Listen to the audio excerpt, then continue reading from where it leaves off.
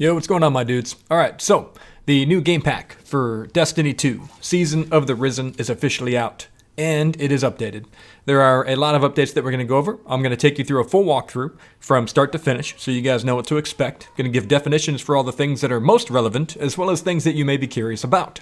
So, if you got a little bit of time, let's go through the new game pack that just came out today. Now, this is not the open beta firmware testing, which is going to happen either later this week or next week from the Cronus Zen guys, but that's not there yet. The one that we're looking at right now is just the current up-to-date Season of the Risen game pack for Destiny 2. If you guys are interested in supporting the channel, I have a Patreon. The link will be in the description down below. And if you guys want access to the Discord, in the Discord, I have a spreadsheet that is free for everybody, and it looks something like this. So if you're interested, make sure you comment down below. All right, guys. So without further ado, let's get right into the video. Check it out. Gonna go through the new Destiny 2 game pack. Take your Cronus Zen, right-hand side, take a USB cable, and plug it in. If this gives you any grief at all, plug in both the top and the right side, so that you can kind of cover all your bases. Once you plug it in, going from library, I'm not going to compiler. That's where scripts are done. I don't do scripts. I just go to the game packs that are pre-programmed, hit the programmer button, and you'll see all the stuff that I have currently loaded.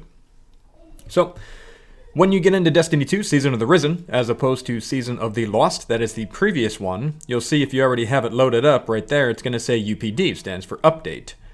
If you need to find it, you come down right to here, you click on Season of the Lost, and you would drag it down from there. What I'm going to do is hit the update button. Alright, now there's a couple of key components in this one that we should be looking out for.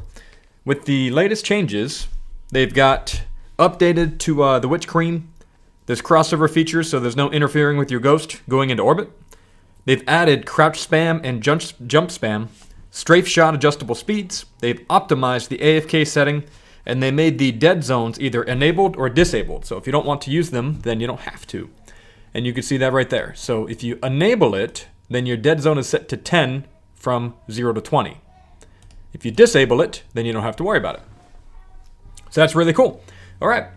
One of the things I wanted to show you right here is this little pop-up that happens. Match this setting to your in-game button loadout. So it's giving you recommendations. In-game Guardian button loadout. All the different types of ways that people play, like Puppeteer, the Mirror Method, Cold Shoulders, whatever, Green Thumbs. As long as you have this matching to what you have going on in the game, then you should be able to get the most use out of these two. If they do not match, they're going to conflict with each other. You're going to have an issue.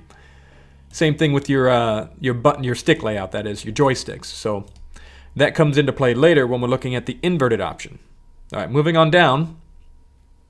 Just remember that if you have any questions about any of this, to read the description that's being given to you right there. Blocking in-game rumble. I block my in-game rumble because vibration messes with my hands a lot. So I don't use that because it'll make me have shaky hand, and I don't need that. Moving around from here, you can see that if you have this, that's for your primary weapon, then your primary recoil, your anti-recoil, you want to make sure that it matches up with inverted Y if that's how you run it. So that's how I run my anti-recoil. So something to think about for you guys there. And I tend to set this around 40 because that works for most weapons. You can set it to whatever you see fit, and you can change it in-game while you're working through and playing in the games. So you're good to go. Horizontal, you can move that left or right. If you move it in this direction, it'll actually move. For example, if I were to go -17, that'll move your cursor from the left side, if that's the way that your gun is pulling, back to the right. A lot of guns in Destiny don't really need this. There's a few of them that go a little wild, but honestly, you don't really need this one. You can leave it at 0 and you'll do just fine. So make sure you set up your secondary anti-recoil the same type of way. Inverted Y is what I'm using, and if you need to read it, there's a tab right there with all the information you would need for how to set up your anti-recoil. Really, really cool stuff. And I do the same thing with my third dairy, or my heavy.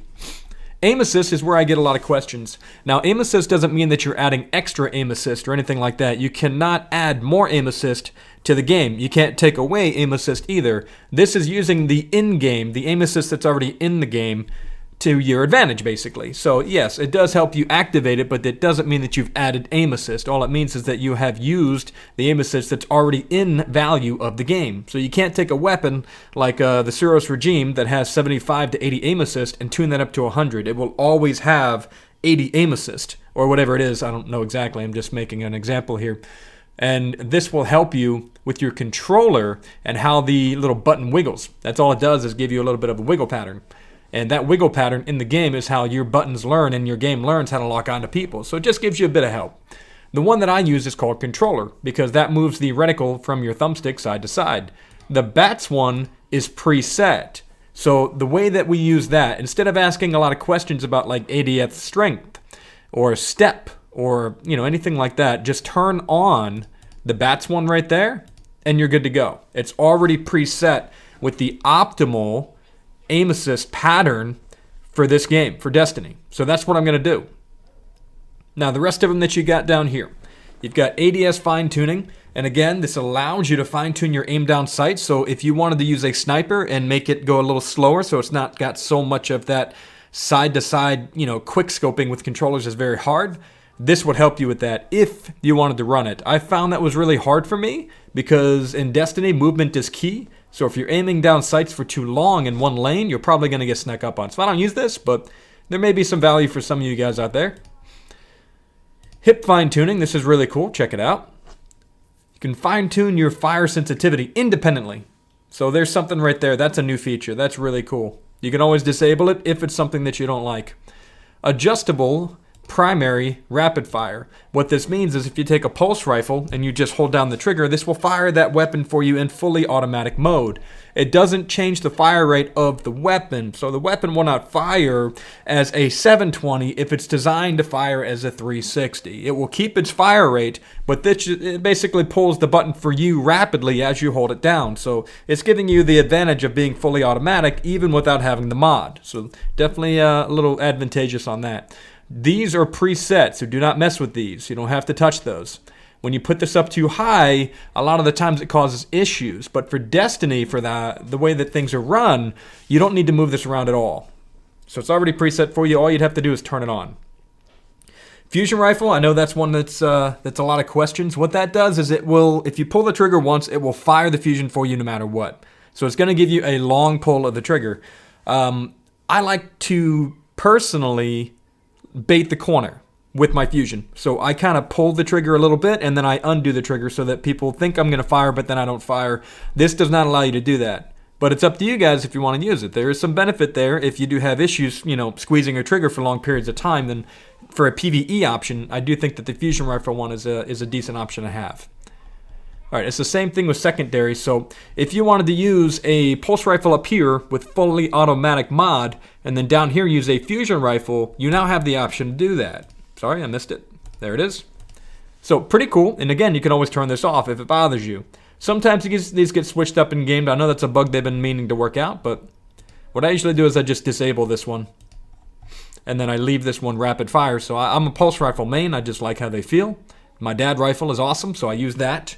And then down here, I like using my fusion rifles. You could also run both of these at adjustable fire rates, and then you could run like a pulse rifle sidearm combo. Really cool. And then this one, don't worry about it, because in the heavy weapon slot, you don't need to worry about anything like that. Fire mod, this is one that I get a lot of questions on. This works with the last word when you go to hip fire, by the way. But what this says right here is fire instantly, ADS ignored. So on fire, meaning every time you pull the trigger, this is going to activate. But if you want the buttons up here, the rapid fire to only activate while you aim down sight, then that's the one that you want to use. So ADS and fire versus it's going to fire automatically no matter what. So if you're going to do this, I suggest, depending on like what your loadout is, there's a few sidearms in the game that they have that option where you can aim down sights and fire full auto, but then if you reload it when you get the kill, then you can fire the specially, whatever ammo that it is. I think it's called the Devil's Ruin. This is a good option for that, just like the last word. So those two are really, really good for you guys to use the second one right there. Or keep it on the first one, but remember that ADS would be ignored on that one. All right. Active shot mod. This is a strafe shot. Essentially, this will crouch spam for you. And you can choose that right there. So every time you fire the weapon like an auto rifle, your guy will hop up and down. Well, not jump. He'll just squat up and down. Now, I know with hunters, this could be something of an issue because the dodge roll will come out if you hit the button too often. It's not a button hold. It's a double button press for the B button. So for hunters, this might be a bit of a problem. But I do know that this works really well with Titans and Warlock. So if you wanted to use the crouch spam, the opportunity is there for you to do that. And as you see right there, ADS and fire or on fire no matter what. So you have the options of switching between if you're aiming down sights or fire no matter what, aiming down sights or not. Okay, looking at the jump mod, bunny hop and double jump, that's really cool. It's not one that I need, but you know, some guys might want to use that, I guess. Gonna disable that. Moving on down to the auto melee, auto reload, definitely keep that off. That's not one for me. It would reload your gun every time you stop firing. So that's a type of script that I just don't agree with. I like reloading it when I want to reload it as opposed to the game, or I'm sorry, not the game, the controller doing it for me. So I don't really need that. Unfreeze stasis is kind of a cool little thing, but it would just be if you got frozen by a super or by a grenade, then your character, your controller would immediately do the B button press to unfreeze you. And then AFK mod, there's been optimizations to this one. So I know some of the guys on my Discord will be able to tell me about that. That is not one that I use because I don't do AFK farming, but I know a lot of guys that they like doing that because it does help them with their light level so they can make the Grandmaster Nightfalls a little easier.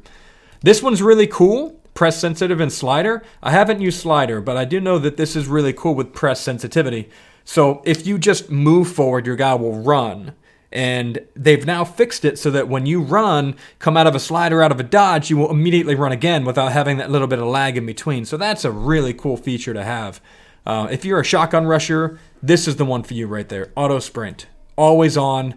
Super amazing to have that because it will just move you forward really, really quickly without you having to do all the extra work. And then if you don't have something like a Xbox Elite controller with the hair trigger sensitivity, this one will be press sensitive. So the minute you start pulling it at about 10%, then it will pull the trigger fully. So it'll start the fire for you without you having to pull everything all the way down all the time. Really cool feature to have right there. All right, so I got everything set up. After that, I have Doom as my backup, by the way. And I think I'm going to do a video on Doom. And I also want to do a video on Borderlands. So that's coming up next, by the way, guys. Halo, you could also update that while you're here, but I don't play Halo at the moment. So once you're all said and done, you come over here to this button. Looks like a home plate. Hit that. That's going to save it for you.